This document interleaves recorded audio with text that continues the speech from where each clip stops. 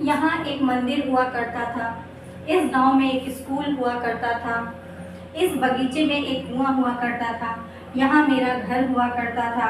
इस हॉस्पिटल के पास एक चाय की दुकान हुआ करती थी। यहाँ एक बस स्टॉप हुआ करता था। यहाँ एक नहर हुआ करती थी। यहाँ मेरे फ्रेंड का घर हुआ करता था। यहाँ मेरे सर का मकान हुआ करता था। तो तरीके के सेंटेंसेस को हम बोलते रहते हैं, सुनते रहते हैं।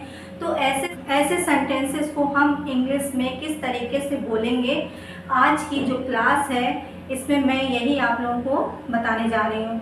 Hello everyone, I am Vijaya from Vijaya English classes and today's class I am going to explain about use to.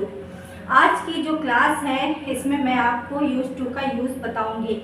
एक जो मेरा लास्ट वीडियो था उसमें उस वीडियो में भी मैंने यूज टू का यूज़ बताया था एंड इस वीडियो में भी आप लोग यूज टू का यूज़ देखेंगे। तो देखिए, इस तरीके के सेंटेंसेस को जब हम इंग्लिश में फ्रेम करेंगे, ऐसे सेंटेंसेस को यूज़ करने के लिए हम क्या यूज़ करते हैं, देयर यूज्ड टू बी। इस तरीके के सेंटेंसेस को इंग्लिश में फ्रेम करने के लिए यूज करेंगे देयर यूज टू बी, और यूज टू बी के बाद हम क्या, नाउन लगाएंगे। ठीक है, नाउन जिस चीज के बारे में हम बात कर रहे हैं। तो देयर यूज टू बी हम कब यूज करते हैं, जब हम पास्ट में किसी ऐसी चीज के बारे में बात कर रहे हैं जिस चीज से हम किसी न किसी रूप में कनेक्ट हैं या उससे हमारा कोई कनेक्शन था।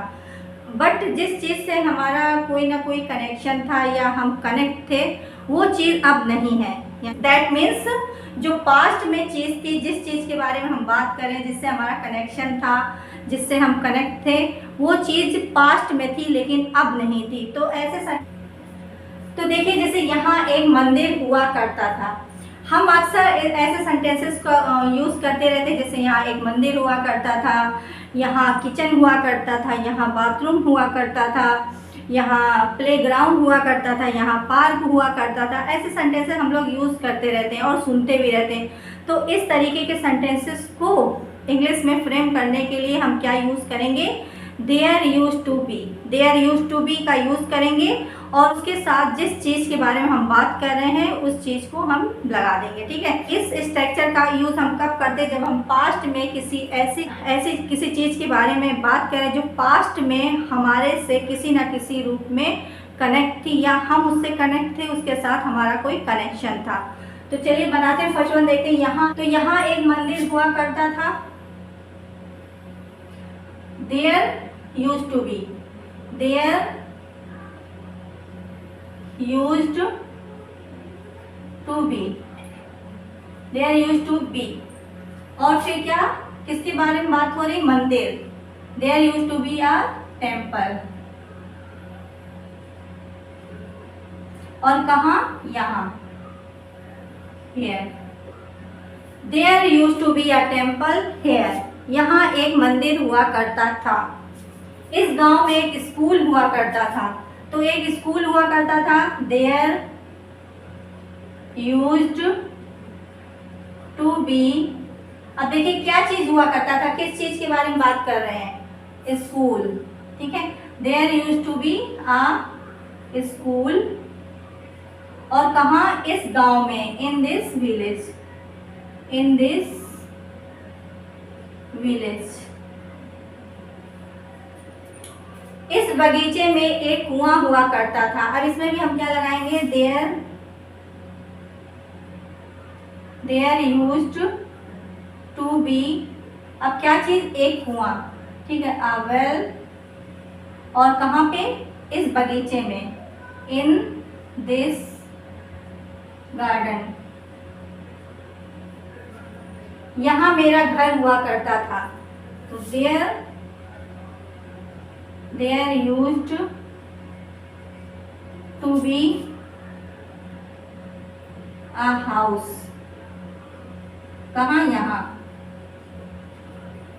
इस हॉस्पिटल के पास एक चाय की दुकान हुआ करती थी। तो पहले एक चाय की दुकान हुआ करती थी, there used to be a tea shop, और कहाँ पे, इस हॉस्पिटल के सामने, नियर, पास में, sorry, near this hospital, there should be a tea stall near this hospital.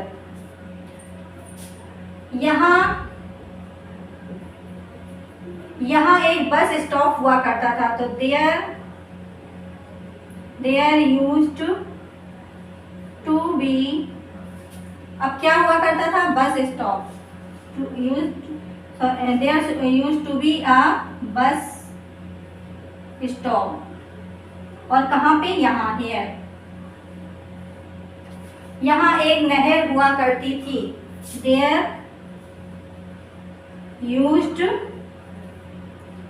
To be, क्या चीज, नहर, आ कैनल, कहाँ पे, यहाँ, हियर। तो देखा आप लोगों ने कितना इजी था, कितना इजी है इस तरीके के सेंटेंसेस को बनाना। बस आपको क्या करना है, देयर यूज्ड टू बी के साथ वो चीज लगा देनी है जो पास्ट में थी, ठीक है, जिस चीज के बारे में हम बात करें जो पास्ट में हुआ करती थी। आपको बस क्या करना है, देयर यूज्ड टू बी के साथ वो चीज लगा देनी है जिस चीज के बारे में हम बात कर रहे हैं कि पास्ट में ये चीज हुआ करती थी। तो जो चीज पास्ट में हुआ करती थी उसके लिए क्या लगाएंगे, देयर यूज्ड टू बी, और उसके बाद वो चीज लगा देंगे, ठीक है। तो आज के लिए इतना ही। आज मैंने आपको बताया देयर यूज्ड टू बी का यूज, इसका यूज हम किस तरीके से कर सकते हैं और सेंटेंसेस को इंग्लिश में बोल सकते हैं। तो आज के लिए इतना ही। In the next video will meet, take care, bye bye, thank you.